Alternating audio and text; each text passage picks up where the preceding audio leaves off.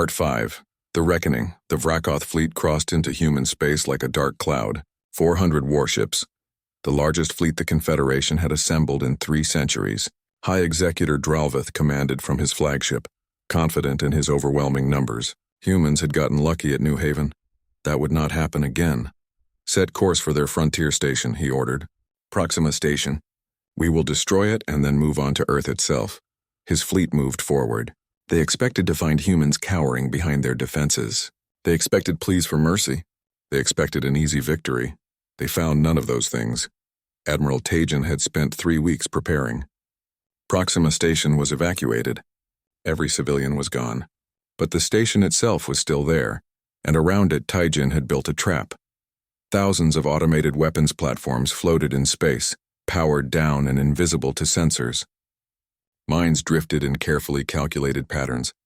Sensor nets watched every approach. And hidden behind a moon, the Earth fleet waited. 220 warships, every one Earth could muster.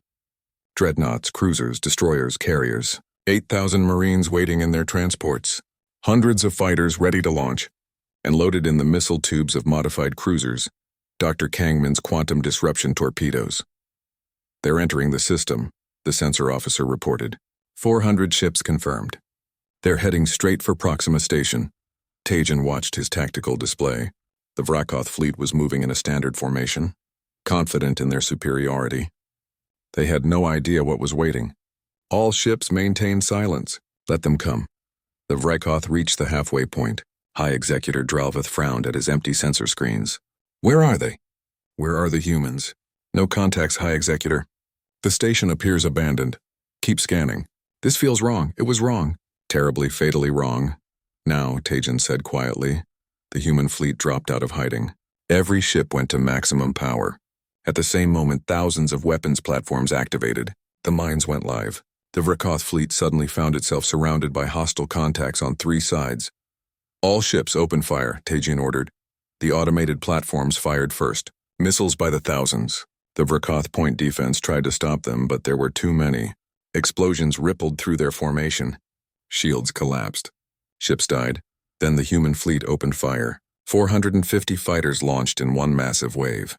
The dreadnoughts' railguns thundered. The cruisers unleashed their missile swarms. The destroyers dived into the Vrakoth formation like sharks. High Executor Dralvith watched his fleet take devastating damage in the first minute. All ships defensive formation. Focus fire on their capital ships. The Vrakoth tried to organize, but the humans were everywhere. They didn't fight like any enemy the Vrakoth had faced. They didn't form neat battle lines. They attacked from every angle, breaking apart the Vrakoth formation into smaller groups that could be overwhelmed. Commodore Seojun commanded the Indomitable at the center of the human formation. Target their command carriers. Take them out and their coordination falls apart. The Indomitable and 3 other dreadnoughts focused their fire on the largest Vrakoth ships. The enemy vessels were huge, heavily armored, seemingly invincible. But human railguns didn't care about armor.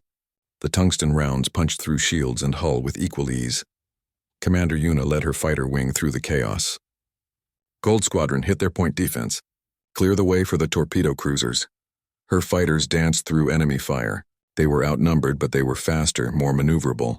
They struck at the Vrakoth ships' weapon systems, blinding them, crippling them, leaving them vulnerable.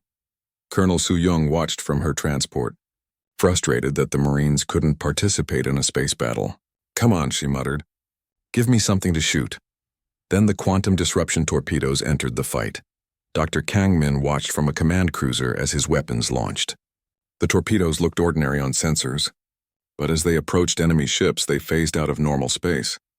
They passed through shields like they weren't there. They materialized inside the Vrakoth ships right next to their hyperdrive cores. Then they detonated. The first Vrakoth battlecruiser tore itself apart from the inside. Its hyperdrive core ruptured, creating a small tear in space-time that consumed the entire ship. The explosion was spectacular and horrifying. The ship didn't just explode. It folded in on itself and ceased to exist. Torpedoes are effective, Kangman reported calmly. Launching second salvo. More torpedoes. More impossible kills. The Vrakoth fleet began to panic. Their ships were dying to weapons that bypassed every defense they had. They had never seen anything like this. They had no counter for it. High Executor Dralveth watched his fleet disintegrate. How are they doing this? Our shields should stop everything. His tactical officer was pale with fear. High Executor, whatever those weapons are, they ignore shields. They appear inside our ships, Dralveth felt cold dread. He had brought 400 ships to crush humanity. Now he was watching them die. All ships retreat. Emergency withdrawal. But retreat was not simple. The human destroyers were faster. They chased down fleeing ships. The fighters hunted stragglers. The mines continued to take their toll. And always the quantum torpedoes phased through defenses to kill what they touched. The battle raged for 7 hours. 7 hours of chaos and death. The longest engagement in human history. The Vrekoth tried every tactic they knew. Formation fighting. Individual duels. Organized retreat. Nothing worked. The humans were relentless. Finally, Dralveth gave the order he never thought he would give. Full retreat. All ships abandon formation. Jump to hyperspace immediately. The Vrekoth fleet broke apart. Every ship ran for safety. Of the 400 that entered the system, 127 escaped. 273 died in the battle. The Vrekoth Confederation, which had conquered worlds for 2,000 years, had been crushed. The human fleet held position. They were damaged but intact. No ships lost. Some fighters didn't return. Some ships needed repairs, but they had won. Admiral Tajin stood on the Indomitable's bridge, looking at the debris field that had been an enemy fleet. He felt tired. Victory didn't feel like he thought it would. It just felt necessary. Get damage reports, he ordered, and someone contact Earth. Tell them we won. President Yunji received the news in her office. She closed her eyes and breathed for the first time in hours. They had won. Earth had survived. At the Galactic Council, news of the battle arrived within days. The elder species were shocked. Humanity had defeated a major power in decisive combat. The Vrekoth, who had seemed unstoppable, were broken. Ambassador Sunhee returned to the council chamber. This time she was not alone. Representatives from a dozen oppressed species stood with her. They presented a joint proposal, the Haven Protocols. Any species had the right to defend its civilians from unprovoked aggression without council approval. The elder species tried to block it, but too many younger species had watched Earth fight. Too many had hoped and dreamed of being free. The vote passed. The Vrekoth Confederation sued for peace. Their military was shattered. Their economy was collapsing. They had no choice. The treaty was harsh. They would pay reparations to every species they had conquered. They would reduce their fleet by 80%. They would allow human observers to ensure they kept the peace. High Executor Dralveth was removed from power by his own people. The new leadership, seeing no other option, accepted Earth's terms. 1 year later, Admiral Tajin visited New Haven. The colony had rebuilt and grown. New buildings stood where the old ones had burned. Fields stretched to the horizon. Children played in streets that had been bombed. Dae-hyun, now the planetary governor, met him at the landing pad. Admiral, welcome to New Haven. How are things? Tajin asked. Good. We have 500 new colonists arriving next month. We're building a proper spaceport, and we have our own defense force now. Small, but capable. They walked through the town. People stopped to wave at the Admiral. Many wore memorial badges for those who died. But they were smiling, living, moving forward. Jiwoo ran the communication center now, the most advanced in the sector. We monitor everything, she explained. If anyone anywhere sends a distress call, we hear it, and we can relay it to Earth in seconds. Hyunwoo was older now, grayer, but he still farmed. He took Tajin to a memorial garden where 52 stones stood, one for each colonist who died. My brother is here, Hyunwoo said quietly. Sang-hoon. He was sealed in the smaller shelter. He knew what it meant. He was brave. I'm sorry we didn't get here sooner, Tajin said. You got here. That's what matters. You came when we called. Minji, now a lieutenant in the Colonial Defense Force, stood guard at the memorial. She saluted the Admiral crisply. Sir, we won't let it happen again. I know you won't. That evening they gathered for a ceremony. Every colonist attended. They lit candles for the dead. They sang songs from Earth. And they looked up at the stars where the Earth fleet patrolled, watching over them. Dae-hyun gave a speech. A year ago we thought we were alone. We thought no one would come. We were wrong. Earth came. Earth fought. Earth bled for us. We will never forget that, and we will make sure this place becomes something worth their sacrifice. Part 4. Aftermath and Revelation. The Galactic Council Chamber was the oldest building in known space. It had stood for 50,000 years, home to the governments of 200 species. The chamber's walls held the history of 1,000 wars, 1,000,000 treaties, and countless laws that kept the galaxy from tearing itself apart. Ambassador Sun He stood alone in the center of the chamber. Around her, arranged in a massive circle, sat the representatives of the elder species. The Threesian matriarch, an insectoid being the size of a small vehicle, clicked her mandibles disapprovingly. The luminal archon, a being of pure energy contained in a crystalline vessel, pulsed with colors that indicated displeasure. Ambassador Sun He, the matriarch spoke, her voice translated into human language. Earth has violated the non-interference protocol. You deployed a military fleet without council approval. You engaged in combat operations in sovereign Vrakoth space. You destroyed an entire fleet without provocation. Explain yourselves. Sun He stood straight. She had prepared for this moment. She knew exactly what she was going to say. Provocation? Our civilian colony was attacked. 800 farmers were being bombed from orbit. What would you call that? A local dispute, the Archon said, its voice like music. One that should have been brought before this council for proper adjudication. How long does adjudication take? Sun He asked. For a matter of this complexity, 6 to 8 weeks. Those people had 2 days of air, maybe 3. Should I have told them to hold their breath while we waited for you to vote? Muttering spread through the chamber. Several of the younger species seemed to agree with Sun He, but the elder species were not pleased. The law exists for a reason, the matriarch insisted. If every species took military action whenever they felt justified, we would have chaos. Sun He pulled out a small device. May I play something for the council? The matriarch looked annoyed but nodded. Sun He activated the device. Jiwoo's voice filled the ancient chamber. This is New Haven Colony. We are under attack by hostile aliens. We are civilians. We have children. Please, if anyone can hear this, we need help. The recording ended. The chamber was silent. That, Sun He said quietly, is what you call non-interference. A woman begging for help while her home burns. Children hiding in the dark waiting to die. And you want to know why Earth acted? Because no one else would. Because while you debated and voted and followed procedures, our people were dying. The Vrakoth are a sovereign power, another representative said. You have created a diplomatic incident. The Vrakoth attacked civilians. That makes them pirates, not a sovereign power. Or are you saying that attacking defenseless colonies is acceptable behavior now? More muttering. Several species were nodding. The Vrakoth had enemies in this chamber. Many species remembered being on the receiving end of Vrakoth aggression. Far across the galaxy, High Executor Dralveth of the Vrakoth Confederation received news of the battle.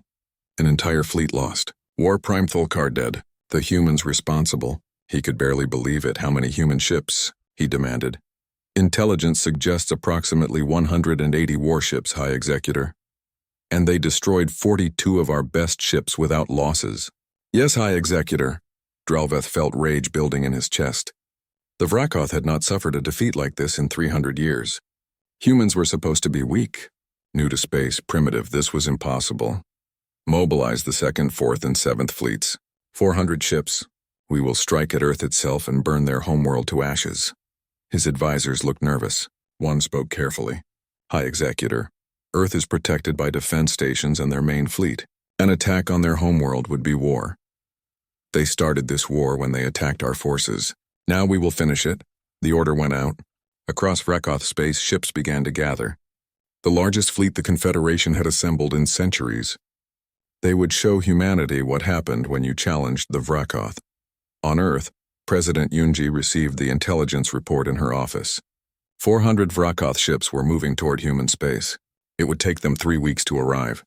3 weeks to prepare for the largest battle in human history. She called an emergency meeting. Her cabinet, the military leadership, and key scientists all gathered. Fleet Admiral Tajin presented the situation. We're outnumbered 2 to 1, he said. If they reach Earth, even our defense stations might not be enough. What are our options? Yunji asked. We can try diplomacy. Ask the Galactic Council to intervene. Will they? Probably not. The elder species don't like getting involved in conflicts between younger species. They'll debate for months while the Vrakoth advance. What else? We fight! We've been building ships as fast as we can. In 3 weeks, we can have maybe 220 warships ready, plus our defense stations, plus the fighter wings. It will be close. A new voice spoke up. There might be another option. Everyone turned to look at Dr. Kangman, a physicist who rarely attended military meetings. Dr. Kangman, Yunji said, you have something? My team at the Saturn Research Station has been working on a new weapon system. We call it a quantum disruption torpedo. It phases through normal shields and detonates inside a ship's hyperdrive core. What happens when it detonates? Tejan asked. The hyperdrive tears a small hole in space-time. The ship is destroyed from the inside out. Very messy, very effective. Can you produce enough of these torpedoes in 3 weeks? Kangman smiled. We've been producing them for 6 months. We have 3,000 ready. We just needed a good reason to deploy them. Yunji stood up. Admiral, I want every shipyard working around the clock. I want every reserve called up. I want every weapon we have ready to go. Dr. Kangman, your torpedoes are approved for immediate deployment. Yes, Madame President. And someone get Ambassador Sunhee on the line. I want to know if anyone out there might help us. Sunhee, still at the Galactic Council, received the message. She began quiet conversations with species that had suffered under Vrakoth expansion. The Selkathi, an aquatic species whose homeworld had been conquered 50 years ago. The remnants, refugees from a dozen destroyed civilizations. The Broken Chain, former Vrakoth slaves who had escaped. None of them could fight openly against the Vrakoth, but they could provide intelligence. Star charts, information about Vrakoth tactics and weaknesses, supply routes. They gave Earth everything they had. One Selkathi representative spoke to Sunhee privately. We cannot fight beside you. Our people would be exterminated if we openly defied the Vrakoth. But know this, there are many who hope you succeed where we failed. Why? Sunhee asked. Why risk even this much to help us? Because for 50,000 years, the galaxy has been ruled by those who are strong and old. Young species are crushed or absorbed. You are the first young species to say no, to fight back. If you win, maybe things can change. Maybe the galaxy can be better. Back on New Haven, the colony was rebuilding. Supply ships arrived from Earth carrying building materials, food, medical supplies, everything needed to restore what the Vrakoth had destroyed. But many colonists were leaving. They couldn't live with the fear anymore. Daehyun stood with Hyunwoo watching a transport lift off, carrying 200 colonists back to Earth. Can you blame them? Hyunwoo asked. No, they have children. They want them safe. What about you and Jiwoo? Will you stay? Daehyun looked at the construction crews working to rebuild the town. If we leave, the Vrakoth win. They wanted to scare us away. I won't give them that satisfaction. Minji walked up carrying a rifle. She had joined the newly formed Colonial Defense Force. Dad, the perimeter sensors are online. If anything comes near this planet again, we'll know. Hyunwoo looked at his daughter in her military uniform. She looked older somehow. The attack had changed her. You don't have to stay, you know. You could go to Earth, study at a university, live somewhere safe. Uncle Sang-hoon stayed. He died defending this place. I'm staying too. Across human space, the story of New Haven spread. Young people enlisted in the military in record numbers. Shipyards hired anyone who could hold a wrench. Factories that had been idle for years roared back to life, producing weapons and ammunition. Humanity was preparing for war. Not because they wanted it, but because the Vrakoth had made it clear, in this galaxy, weakness was death. Captain Seojin, promoted to Commodore, began training new ship captains in human combat tactics.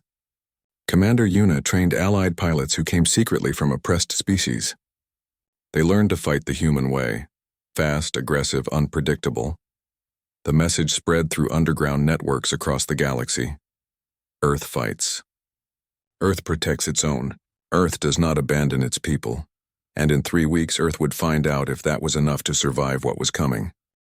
Part 3. First Contact War Prime Thulkar was bored. 3 days of sitting in orbit while his soldiers slowly drilled through rock to reach the human shelter. It was taking too long. Humans built better than he expected. Their underground structures were tough, well-designed. It annoyed him. He sat in his command chair aboard the battlecruiser Endless Claw. drinking a bitter liquid that passed for entertainment in Vrakoth culture. Around him, his crew worked at their stations with mechanical efficiency. They had done this hundreds of times before. Conquer a planet. Break the resistance. Take what they wanted. This was just another day. Drilling teams report they will breach the main shelter in 8 hours, his operations officer reported. Finally, Thulkar muttered, "When we break through, kill half of them immediately. Make it loud. The rest will surrender quickly after that." Yes, War Prime. Thulkar had conquered 47 worlds in his career. He would add Earth's pathetic farming colony to that list. These humans were weak, emotional creatures. They cared too much about individuals. It made them easy to break. His sensor officer suddenly looked up from his console.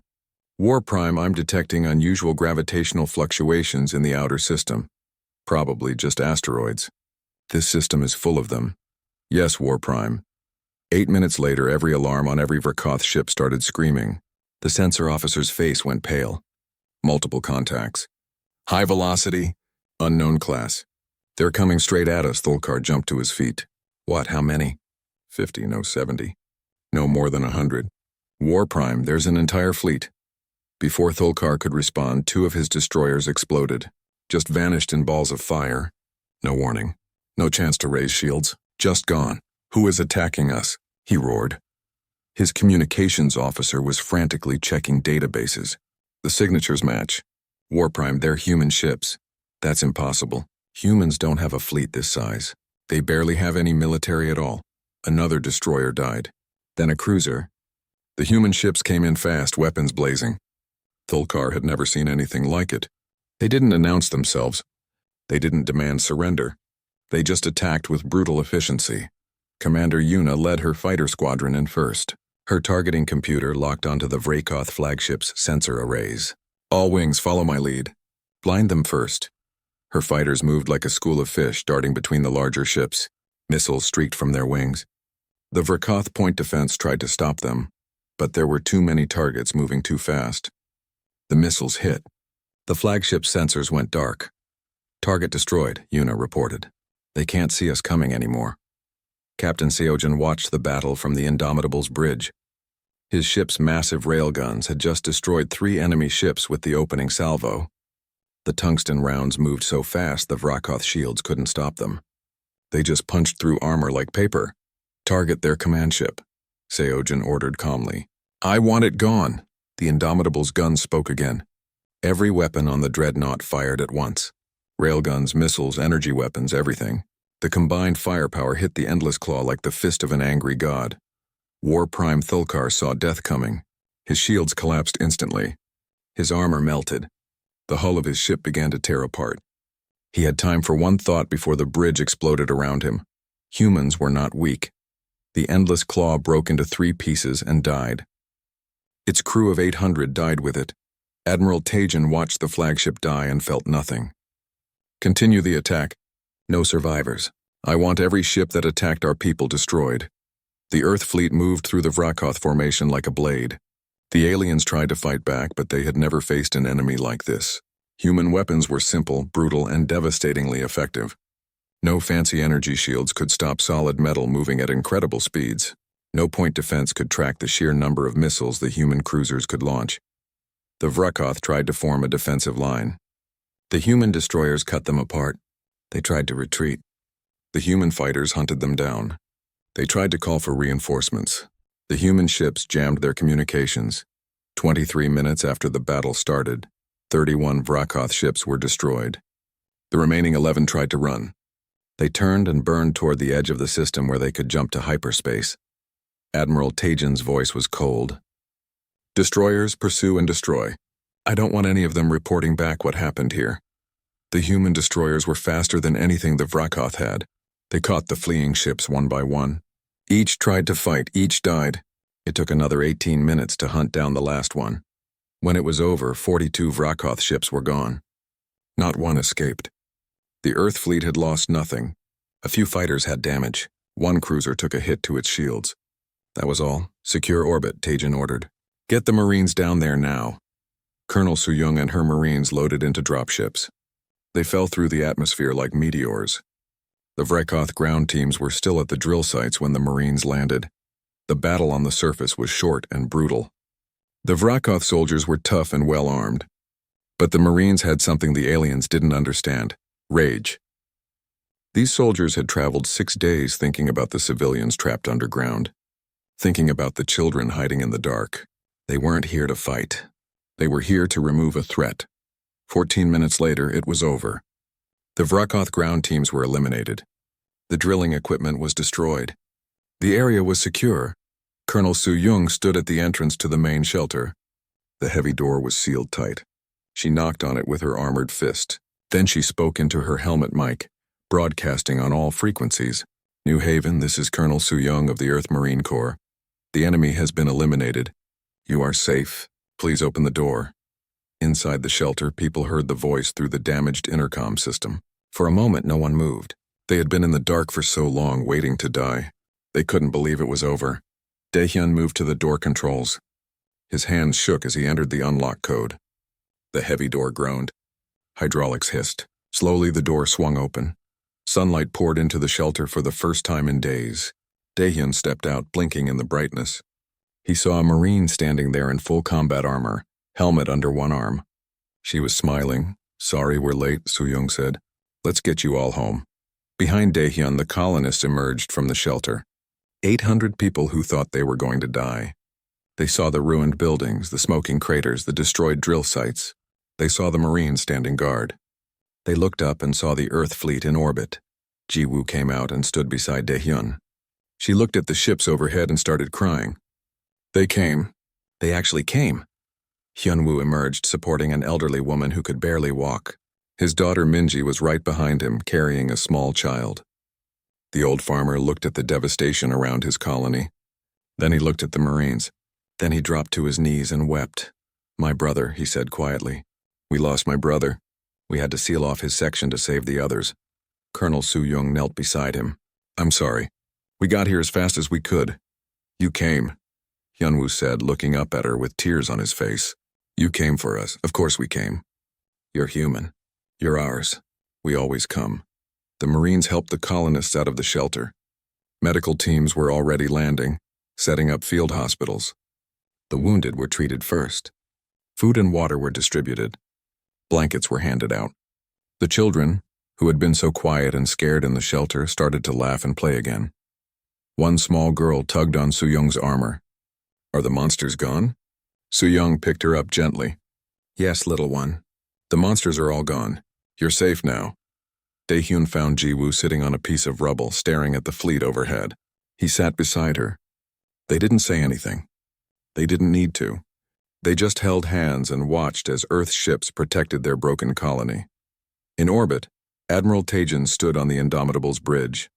Get me a damage assessment of the colony. I want to know what they need to rebuild.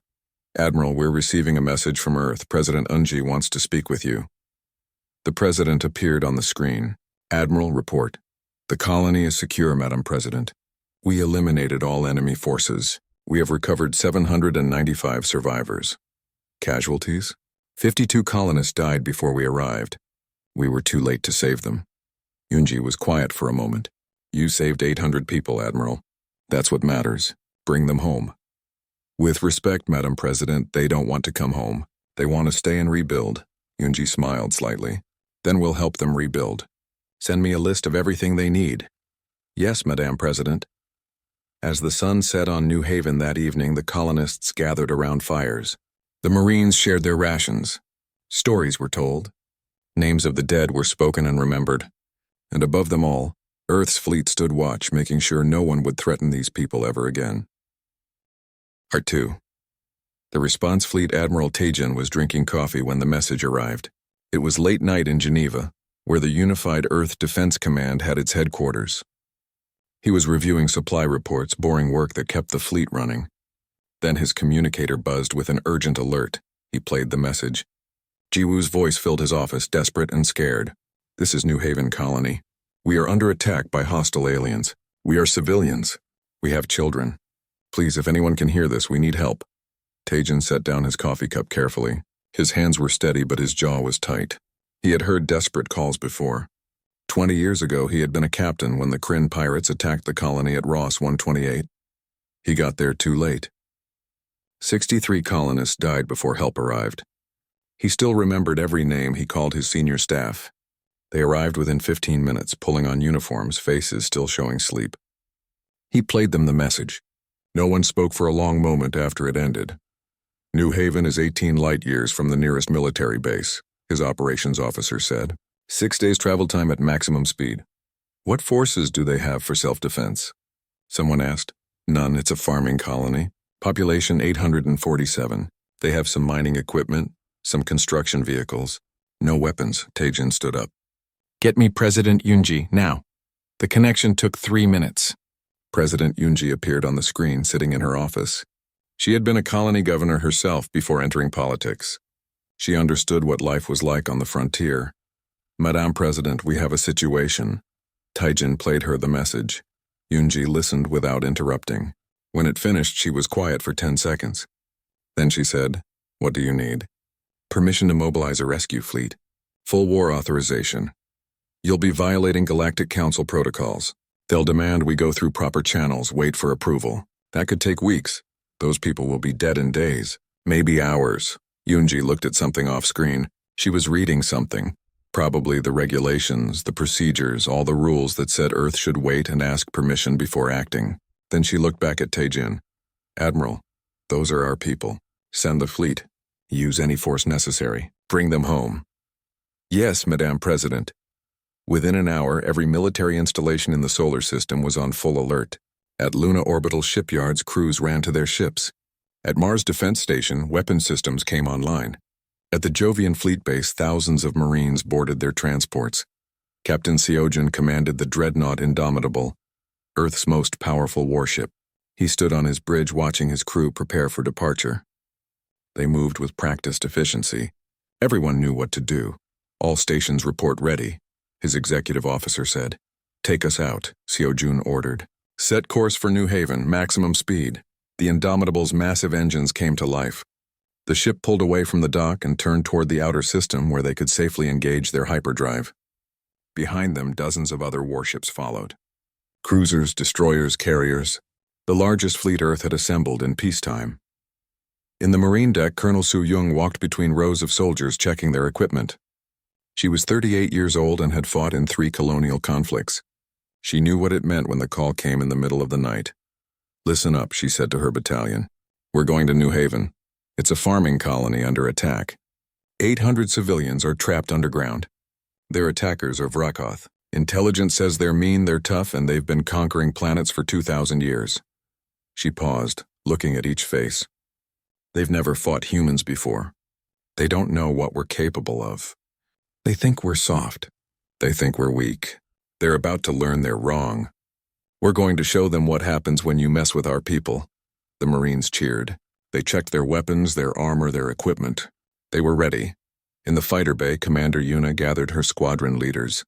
She was the best pilot in the fleet, with 89 confirmed kills against various threats. Pirates mostly, but she had trained against Vrakoth tactics in simulations.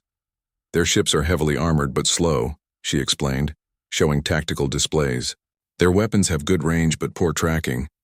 They rely on overwhelming firepower. We're going to be faster, smarter, and meaner.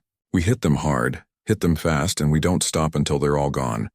The pilots studied the displays. They memorized weak points, attack patterns, escape routes. This wasn't going to be a training exercise. This was real combat against a real enemy. The fleet jumped to hyperspace. The journey would take 6 days. 6 long days while the people of New Haven waited in the dark. Aboard the Indomitable, Seojin couldn't sleep. He kept thinking about those 800 people. Farmers, families, people who just wanted to live in peace. He thought about the message.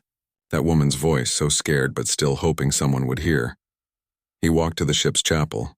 It was small, quiet. A place where crew members could think. He sat down and looked at the simple altar. He wasn't sure what he believed anymore, but he found himself praying anyway. Praying they would get there in time. Praying he could bring those people home. Back on Earth, President Yoonji addressed the planet. Her speech was broadcast everywhere. 6 days ago, a colony of our people was attacked. They sent a message asking for help. We are responding. The fleet is on its way. I want everyone to understand what this means. Earth does not abandon its own. When one human calls for help, all of humanity answers. This is who we are. This is what we stand for. The message went out to every human colony in space. Millions of people watched. Many of them had family on distant worlds.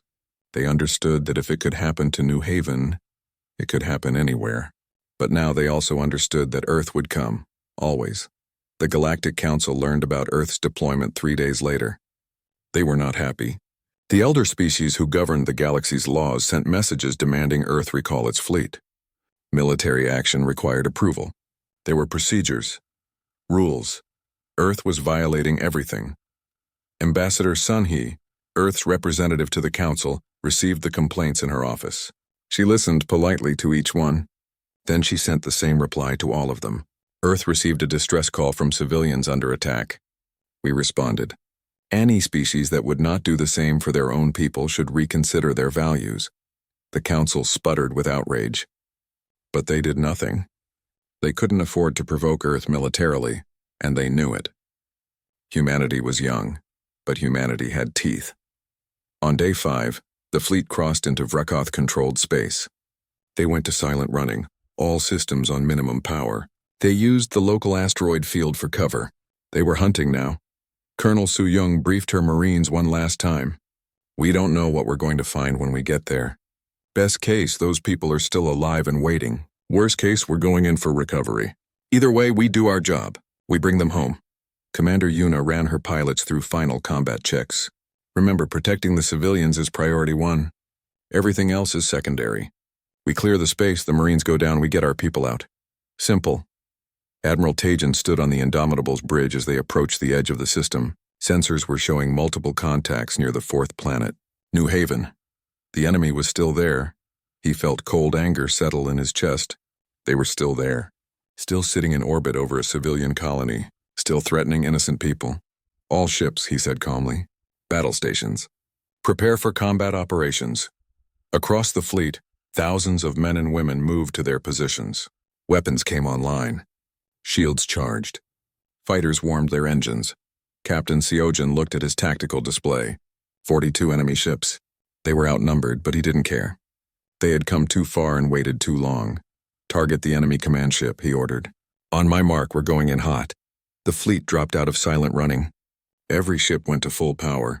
Engines flared bright in the darkness of space. 450 fighters launched in one massive wave. Admiral Tajan gave the order that would change everything. All ships weapons free. Show them what Earth does to those who hurt our people.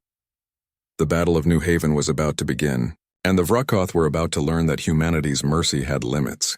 They had crossed those limits when they attacked civilians. Now they would pay the price.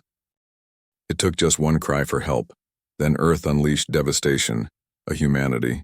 Fuck yeah. HFY, Science Fiction Story Part 1, The Cryo-Peening Scene. The story begins on the peaceful agricultural colony of New Haven, a small human settlement on the frontier world of Kepler 442b. The colony is home to 847 colonists, mostly farmers and their families who left Earth seeking a simpler life among the stars. Main characters introduced: Daehyun, a 34-year-old colony administrator; former Earth military logistics officer Jiwoo, a 28-year-old communications technician and Daehyun's partner Hyunwoo; a 52-year-old veteran farmer who leads the Agricultural Council, Minji; a 19-year-old student studying xenobiology, daughter of Hyunwoo. The attack without warning. An alien armada emerges from slipspace above New Haven. The Vrakoth Confederation, a militaristic empire that has been expanding aggressively through this sector for centuries, has marked the planet for conquest. They view humans as insignificant primitives who stumbled into space barely 2 generations ago. The Vrakoth fleet commander, War Prime Thulkar, demands immediate surrender. When Daehyun refuses and asks for time to evacuate civilians, the Vrakoth begin orbital bombardment of the outlying farms as a demonstration of power. The message is the colony's shields begin to fail and buildings crumble under alien fire. Jiwoo manages to send out a desperate quantum-entangled distress signal before the communications array is destroyed. The message is simple: New Haven under attack. Civilian colony. We need help. Please anyone. The signal reaches the nearest human outpost, Frontier Station Sejong, 18 light-years away. From there, it is relayed to Earth. The Com Daehyun orders all colonists into the underground shelters. They have 48 hours of life support, maybe less. As explosions rock the surface above them, the colonists huddle together in the darkness, parents holding children, the elderly comforting the young. Hyunwoo leads them in songs to keep spirits up while Minji tends to the wounded. They do not know if anyone received their message. They do not know if help will come. They only know they are alone, terrified, and facing annihilation. War Prime Thulkar parks his fleet in orbit and begins scanning for the underground shelters. He has time. These humans have nowhere to run. Part 2. The response Earth receives the call at the Unified Earth Defense Command headquarters in Geneva. Fleet Admiral Taejin receives the distress call. A 61-year-old career officer who survived the brutal colony wars against the Kryn pirates 20 years ago, Taejin has seen good people die far from home. His jaw tightens as he listens to Jiwoo's desperate plea. The Galactic Council's non-interference protocols would require weeks of deliberation before any sanctioned rescue could be authorized. Earth is still considered a junior species by the ancient civilizations that dominate the galaxy. They are not expected to project power so far from their home system. Taejin makes a decision. He does not call the Galactic Council. He calls the President of United Earth. The decision President Yoonji, a 56-year-old former colony governor herself, takes exactly 4 minutes to make her decision. She addresses the UED Command Council. They're human. They're ours. We go, now. Within the hour, emergency war powers are enacted. This is not a military exercise. This is not a peacekeeping mission. This is a rescue operation with full authorization to use any force necessary. The fleet assembles at Luna Orbital Shipyards, Mars Defense Station, and the Jovian Fleet Base. Warships receive their orders. The United Earth Defense Force has been preparing for a major conflict for decades, ever since humanity learned they were not alone in a friendly universe. Now that preparation will be tested. The fleet assigned to the rescue: 4 Dreadnought-class battleships, 12 heavy cruisers, 28 destroyers, 6 carrier groups with 450 combat fighters, hospital ships 16, marine assault transports carrying 8,000, Earth Marines. Key military characters introduced: Fleet Admiral Taejin, overall commander; Captain Seojin, commander of the dreadnought EDS Indomitable; the flagship Colonel Soo-young, Marine Force commander; a 38-year-old veteran of 3 colonial conflicts, Commander Yuna, fighter wing leader, top pilot in the fleet with 89 confirmed kills. The journey. The fleet makes the jump to hyperspace. Standard travel time to New Haven, 6 days. The Vrkoth don't know they're coming. The Galactic Council doesn't know Earth is about to violate every protocol regarding the use of military force. Aboard the Indomitable, Seojin briefs his crew. We're not going to negotiate. We're not going to posture. We arrive, we remove the threat, we bring our people home. Any questions? There are none. Colonel Soo-young addresses her Marines. This is what we trained for. Some species out there think humans are weak because we're new to space. They think we're easy prey. Let's educate them. Meanwhile, in the fighter bays, Yuna and her pilots run combat simulations against Vrkoth tactics pulled from intelligence databases. They memorize enemy ship signatures, weapon patterns, and weak points. They will get one chance to do this right. New Haven holds on. Back on New Haven, 32 hours have passed. The Vrkoth have located 2 of the smaller shelters and have begun drilling through the rock. Daehyun makes the difficult decision to collapse the tunnels connecting those shelters to the main complex, sealing off 47 colonists to save the remaining 800. The colonists in the isolated shelters know what this means. Hyunwoo's brother Sang-hoon is among them. Through the dying comm system, Sang-hoon tells his brother, "Take care of Minji, tell her I was brave." The tunnels collapse. Then there is only silence from those sections. Jiwoo works frantically to restore any kind of communication with the outside world, but the equipment is too damaged. She doesn't know if her message ever reached anyone. She doesn't know if they're coming. But Daehyun tells the colonists to hold on. Help is coming. It has to be. Part 3. First Contact, the Arrival. The Earth fleet drops out of hyperspace at the edge of the Kepler 442 system. Sensors immediately detect the Vrkoth fleet in orbit around New Haven. 42 warships, mostly cruisers and destroyers, with 3 heavy battle cruisers serving as command vessels. Admiral Taijin does not hail them. He does not announce his presence. The element of surprise is the only advantage he needs.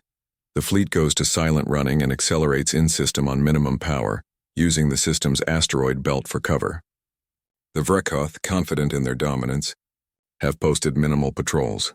It is their last mistake. The Vrekoth Perspective War Prime. Thulkar sits in his command throne aboard the battlecruiser Endless Claw.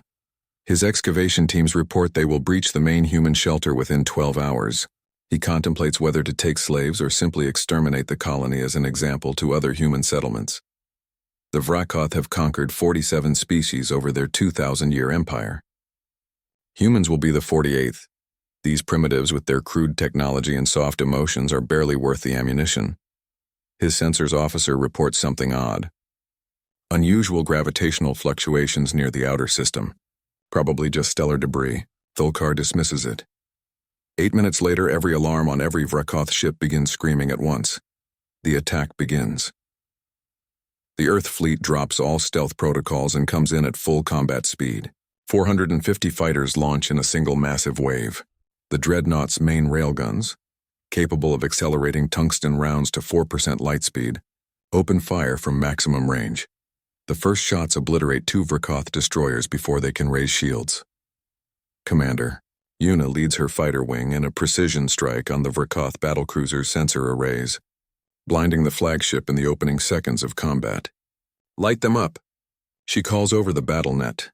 The Vrekoth scramble to respond, but they've never faced an enemy like this. Human weapons are kinetic, brutal, and devastatingly simple. No exotic energy shields can stop a solid projectile moving at relativistic speeds. No point defense systems can track the sheer volume of missiles the human cruisers unleash. Captain Seojin calmly gives orders from the Indomitable's bridge. Target their command ship. Full broadside. Let's make a statement. The Indomitable unleashes everything. Railguns, missile pods, mass drivers, and directed energy weapons. The combined firepower strikes the Endless Claw like the fist of an angry god. The battlecruiser's shields collapse, its armor vaporizes, and its hull breaks apart in a cascade of explosions. War Prime Thulkar dies without understanding what hit him.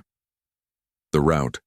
The remaining Vrekoth ships attempt to form a defensive formation, but the human fleet cuts through them like a blade through silk. The destroyers use their speed to isolate enemy ships. The cruisers deliver withering broadsides, and the dreadnoughts serve as unstoppable anvils that crush anything they target. In 23 minutes, 31 Vrekoth warships are destroyed. The remaining 11 attempt to flee to hyperspace. Admiral Taijin gives a cold order. No survivors. No witnesses. Hunt them down. The human destroyers, faster than anything the Vrekoth have, run down the fleeing ships one by one. None escape. The rescue with the orbital space secured. Colonel Suyong's Marines deploy to the surface. They find the Vrekoth ground team still drilling toward the main shelter. The Marines hit them from 3 directions with overwhelming force. The battle on the surface lasts 14 minutes. When Daehyun's shelter doors finally open, he sees not Vrekoth warriors but a human Marine colonel standing in the sunlight. Suyong removes her helmet and smiles. Sorry we're late. Let's get you all home.